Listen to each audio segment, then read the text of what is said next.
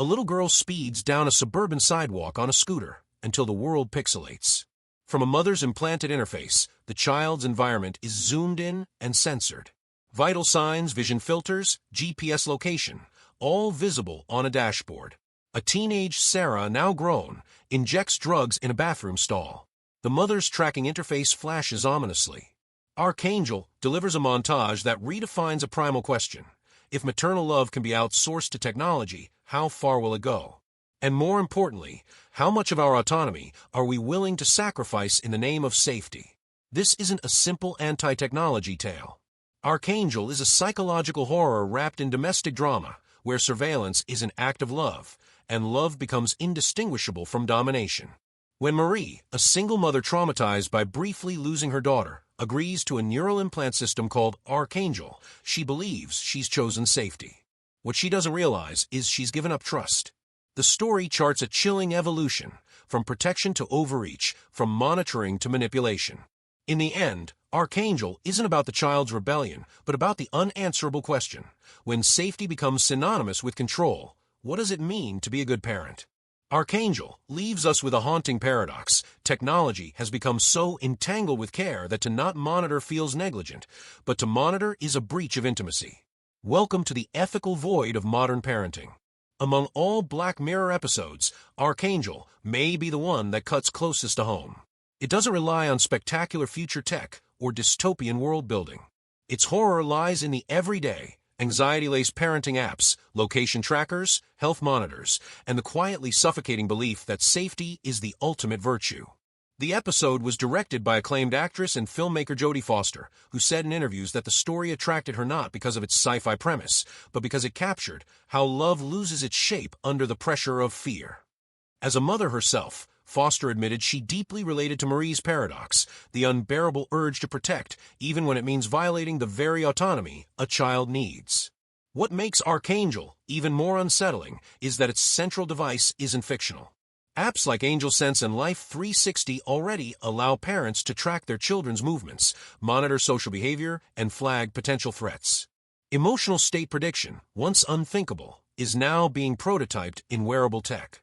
The only element Black Mirror adds is the chip in the brain.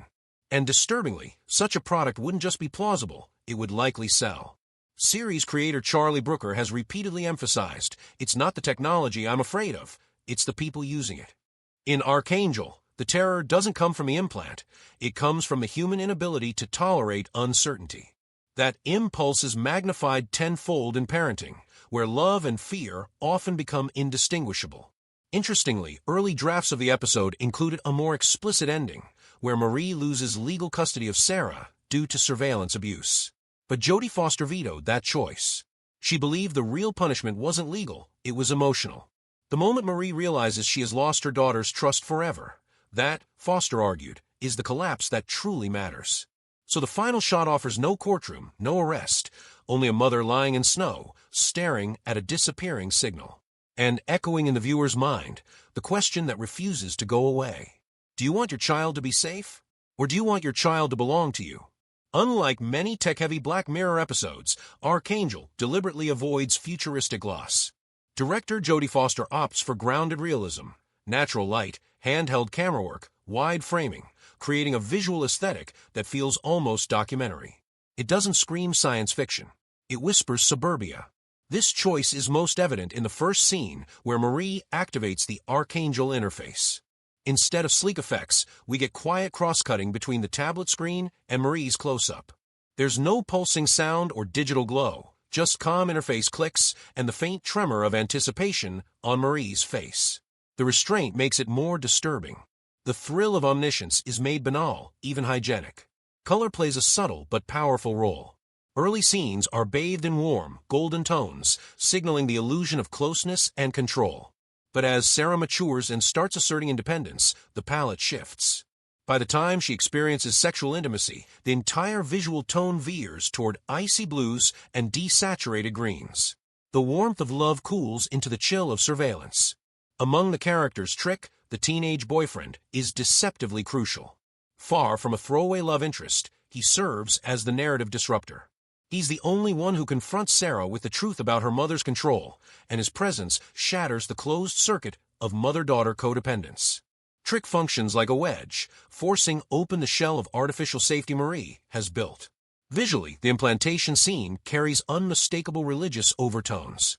A newborn child is placed on a sterile white table, head exposed to receive the chip.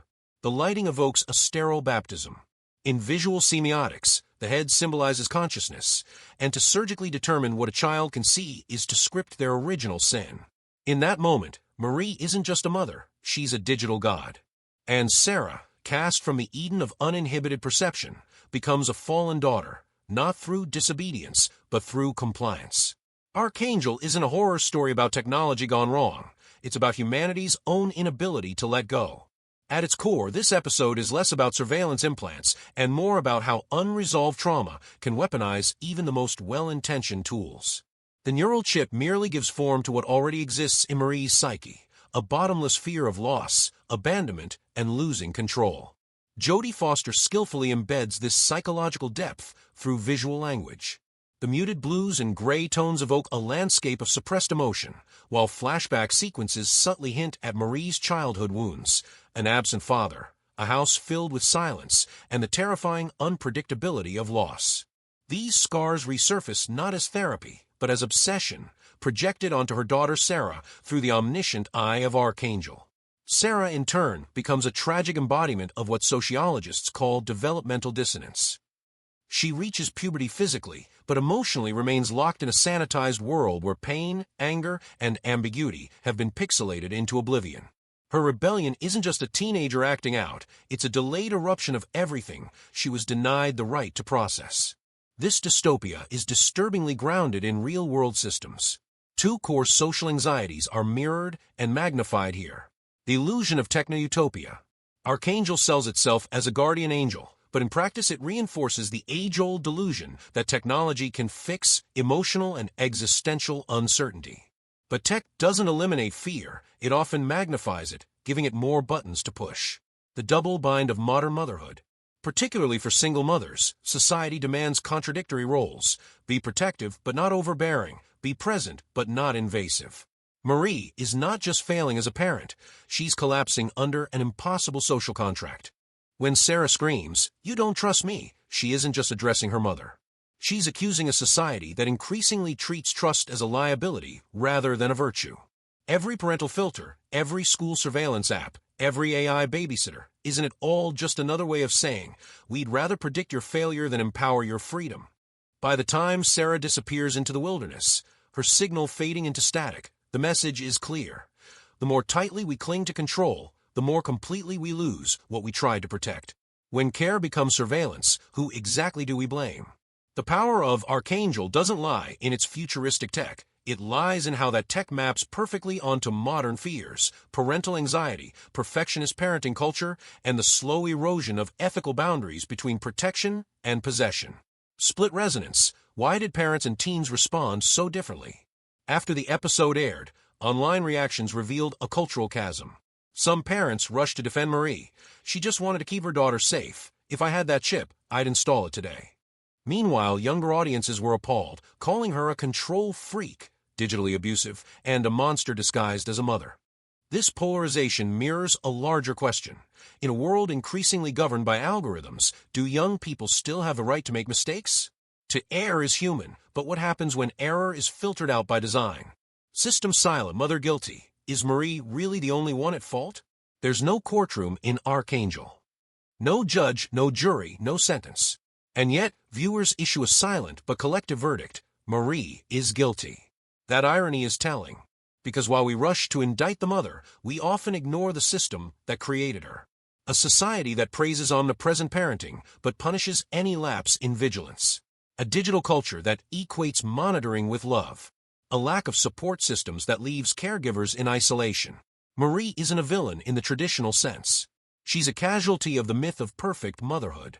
Her overreach wasn't malice, it was desperation, shaped by a world that told her safety equals surveillance. Love as control. Where did the ethical line vanish? The most disturbing element in Arkangel isn't the chip or the contraception pill. It's the quiet, almost invisible detail. The visual filter was never disclosed, never consented to, and never revoked. The filter hides violence, then death, than even the sight of her own mother's bleeding face. This isn't totalitarianism in the traditional sense. It's the slow-motion decay of ethical clarity, a world where we no longer ask permission before acting in someone else's best interest. Marie didn't mean harm, but that's what makes her more terrifying. She's not a sadist, she's a well-intentioned tyrant. The kind that exists in every school board, every tech policy meeting, every home, where just keeping you safe becomes a reason to erase someone's autonomy. And that, Arkangel warns us, is how surveillance wins, not with hatred, but with love. After its release, Arkangel ignited heated debate not just among fans, but cross-parenting forums, digital privacy advocates, psychological professionals, and feminist circles. What made it particularly resonant was its unflinching depiction of a mother's love metastasizing into surveillance, and how such love is quietly endorsed, if not demanded, by society at large. Unequal access to control, class as a silent architect. The story, setting in a working-class American town, isn't incidental. Marie isn't tech-savvy, wealthy, or socially connected. She's a single mother scraping by in a precarious economy. The decision to enter the Arkangel trial reflects not ambition, but desperation. It captures how technology often becomes a proxy for safety in communities where institutional support is lacking. And it poses an uncomfortable question. In a society stratified by class, do poorer families get pressured into relying on invasive tech as a surrogate for stability? Affected populations and advocacy fallout. The episode's fallout drew reactions from 3 key communities. Youth mental health advocates, they warned that Arkangel's scenario is more than science fiction. Emotional detachment, confusion around boundaries, and impaired social skills are already emerging concerns among adolescents raised with excessive digital surveillance. Feminist and bodily autonomy groups. The scene where Marie administers emergency contraception without consent struck a nerve, triggering discussions about reproductive agency, mother-daughter power dynamics, and the lingering specter of patriarchy, embodied here in a matriarchal figure. Educators and child psychologists, the idea that emotional resilience is cultivated through, not despite, distress found fertile ground in academic circles.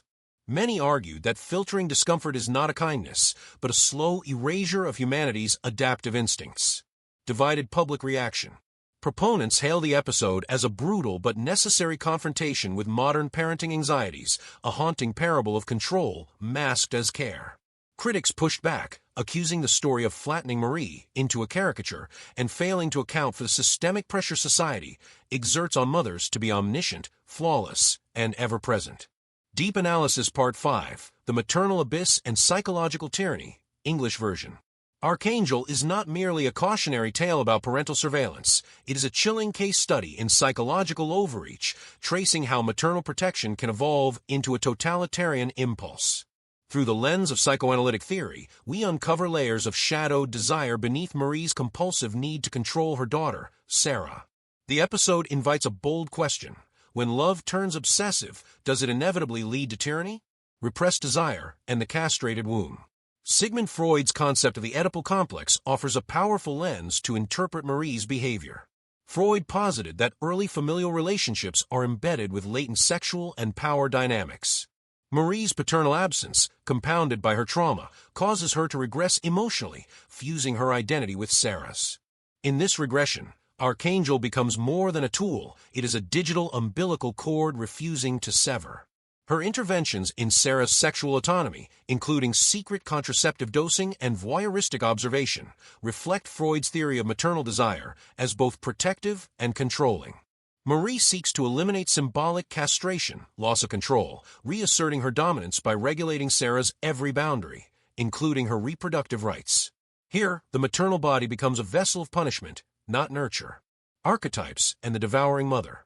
Carl Jung spoke of the mother archetype in duality, the nurturing giver and the devouring warden. Marie's character arc mirrors this precisely. Her evolution from anxious protector to digital voyeur is the activation of the shadow mother. Marie doesn't just monitor Sarah's world, she merges with it. Seeing through her daughter's eyes is not just surveillance, it's symbolic possession. Jung would diagnose this as a disruption of individuation, the natural separation of identities. By erasing Sarah's autonomy, Marie arrests her daughter's psychic maturation. The daughter cannot become herself because her ego is trapped inside her mother's gaze. When Sarah smashes the Arkangel tablet, her mother's surrogate eye. It's not just rebellion. It's archetypal matricide, the symbolic slaying of the devouring feminine so that the individual self may emerge. The self-psychology of the overexposed child. Heinz Kohut emphasized the role of mirroring in developing a cohesive self. Healthy growth requires being seen, not surveilled. Marie's omnipresence robs Sarah of that developmental space. She is never truly perceived as an independent subject, only as a reflection of Marie's fears. This produces what Kohut terms a false self. Sarah learns to perform compliance while internally fragmenting. Her eventual outburst, smashing the tablet and physically attacking Marie, is the eruption of an unmirrored self, denied and deformed for too long. The mirror no longer reflects, it shatters. Zooming out, Marie's psyche reveals an unsettling parallel with political totalitarianism. Control of perception. By filtering what Sarah sees and hears, Marie enforces epistemic dominance, a soft form of censorship akin to state propaganda. Bodily intervention. Administering medication without consent mirrors coercive policies over reproductive autonomy. Emotional blackmail. Forcing Trick to abandon Sarah echoes how authoritarian regimes use loved ones as leverage. Hannah Arendt, in her study of totalitarianism, warned that the most radical tyranny begins not in palaces, but in households. Arkangel is thus a fable about microfascism, where intimate care becomes the seed of systemic oppression. What makes Arkangel so disturbing is not just its plot mechanics, it's the truth it reveals about human psychology. Love, when unregulated by empathy and trust, mutates into control. Technology amplifies this risk, giving fragile psyches omnipotent reach. Marie is not a villain. She is the logical outcome of anxiety, weaponized by design. And that makes her far more terrifying. Because in a world where every parent can see through their child's eyes, who will draw the line between care and colonization? If you believe Arkangel is just a dystopian fable, you might be underestimating how rapidly the real world has caught up. In fact, nearly a decade after its release, we're living in a datafied parental surveillance state that echoes every ethical red flag the episode tried to wave. Except now, instead of a neural implant and a sleek tablet, we have parental control apps and omnipresent AI. Start with today's equivalents to the Arkangel system. Mobile parenting apps like Life 360, Bark, and Guardian. These tools offer real-time GPS tracking, app usage logs, even the ability to read texts and listen to calls. Marketed as child safety solutions, they often slip into coercive oversight. Just as Marie believed she was protecting her daughter, modern parents may unintentionally cross a line, transforming guidance into digital authoritarianism. Children under such scrutiny experience rising anxiety, eroded self-confidence, and develop adversarial tactics to regain autonomy, switching SIM cards, deleting apps, or faking location data. Arkangel drew sharp comparisons to China's smart campus systems and the rise of apps like Guardian and Bark. The irony is painful. While Arkangel dramatizes a mother choosing control, real-life systems increasingly bypass parental choice entirely, placing children's data under algorithmic surveillance in the name of efficiency, safety, and behavior prediction. In China, the situation is even more eerily prophetic. The Smart Campus Initiative uses facial recognition and AI surveillance to monitor students' attention, emotional state, and compliance in class. Ostensibly, for educational enhancement, it turns children into data nodes in a behavioral compliance system. Arkangel isn't fantasy, it's beta testing in real time. Then there's the insidious spread of content filtering. Algorithms on social media now function like real-life Arkangel filters. Instagram lets users block words they find upsetting. TikTok deranks videos containing violence, grief, or distress. YouTube Kids bans news, conflict, death, or even moral complexity. On the surface, these features feel like acts of care. But beneath, they cultivate a sterile emotional environment, one where emotional resilience can't take root. Arkangel warns, in shielding children from a world, we may also strip them of the tools they need to survive it. The episode's most ethically fraught moment, Marie slipping emergency contraception into Sarah's smoothie, also mirrors real-life legal gray zones. In the U.S., parental authority over a minor's reproductive choices varies by state. In some, a mother's consent is required. In others, minors have full autonomy. This clash of tech, law, and family values creates a minefield of emotional and ethical damage, especially for teenage girls navigating agency, trust, and identity. Zooming out, Arkangel critiques an anxious society's impulse to convert love into control. The more fear-driven the culture, the more it disguises obsession as care. Yet that very control, constant checking, filtering, optimizing, robs children of their right to become fully human. Responsibility without blame, rewriting the family contract. Marie is not a villain in the traditional sense. She is a tragic avatar of society's unrelenting demands on mothers. The episode invites a larger conversation. In a world of digitized parenting, how should responsibility and authority be distributed? Can we reimagine care not as control, but as informed trust? Ethics and the receding edge of autonomy. Ultimately, Arkangel forces us to reckon with a brutal inversion. When safety becomes the highest virtue, freedom becomes collateral damage. And that's not just a parental failure, it's a cultural one. As technology wraps around family life like a warm coil, the question becomes chillingly clear. Who, exactly, is protecting whom, and from what? And here lies the episode's most chilling question.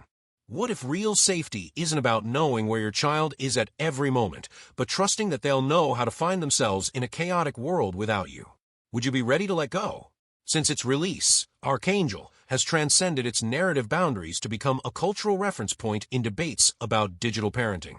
The term Arkangel itself has evolved into a meme among Gen Z and millennials on platforms like TikTok and Reddit, often invoked as shorthand for surveillance-based control.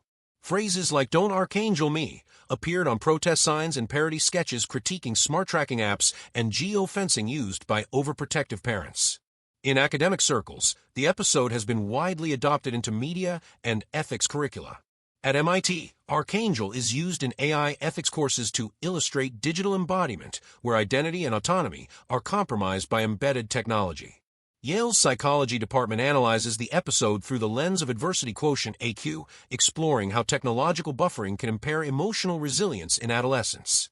Among independent creators, the episode sparked a wave of anti-surveillance-themed art. Visual artists and short filmmakers have embraced Arkangel aesthetics, pixelated distortion, biometric overlays, and first-person surveillance to explore themes of maternal obsession in works like The Mother Machine and Womb Fire. These have culminated in a cross-media genre of dystopian maternal technofiction, suggested films and series. The Lives of Others 2006, a chilling portrayal of state surveillance in East Germany, dissecting the emotional cost of enforced protection. The Act 2019, based on a true story, this miniseries mirrors Arkangel's themes through a case of extreme maternal control leading to tragedy. World of Tomorrow 2015, a minimalist yet profound animation about memory commodification and digital consciousness. Child Disrupted 2018, a documentary exploring how screen-based tech rewires children's development and family bonds. Suggested books: Raising Free People by Akilah Richards, Advocates for Respectful Parenting and Unschooling in a Data-Obsessed World. Motherhood and Technology by Sarah LaChance Adams, a philosophical exploration of how motherhood is reshaped by biotech culture. The Big Disconnect by Catherine Steiner-Adair investigates how digital life fractures real-world intimacy in families. Parenting for a Digital Future by Sonia Livingstone, a global study into the diverging digital parenting strategies across socioeconomic classes. You don't trust me. That's Sarah's final accusation to her mother, but maybe, just maybe, it's Marie's silent cry to the world. She didn't just distrust her daughter. She distrusted everything: chaos, chance, hurt, the terrifying randomness of life. She tried to control it all, and in doing so, she lost everything she sought to protect. Arkangel isn't a cautionary tale about a bad mother. It's about a woman trapped between the illusion of perfect parenting and the seductive lie of technological omniscience. Marie isn't a villain, she's a mirror. A reflection of all of us, trying to protect those we love in a world we can't control. And so the episode leaves us not with closure, but with questions. What if Marie had been a father? Would we judge her actions the same? Is our cultural burden of maternal perfection quietly gendered? If Sarah had known she was seeing a filtered world from the start, would she have made different choices? Is the deepest privacy violation not the act but the secrecy? If Arkangel-like technology became real tomorrow, would you install it? Where would you draw the line, and what would it cost you? Clapperboard, and here's a final Easter egg. Director Jodie Foster originally planned to film Marie's collapse in a dramatic slow-motion, blood-specked sequence. She later insisted on a single static wide shot. You shouldn't beautify trauma, she said. Let the audience choose whether they want to walk into that pain. That shot, just snow, stillness, and a signal slowly blinking out. No music, just distance, and a mother's silhouette fading into the white. Brain, drop a single emoji in the comments to capture your reaction. Are you a protector or a questioner?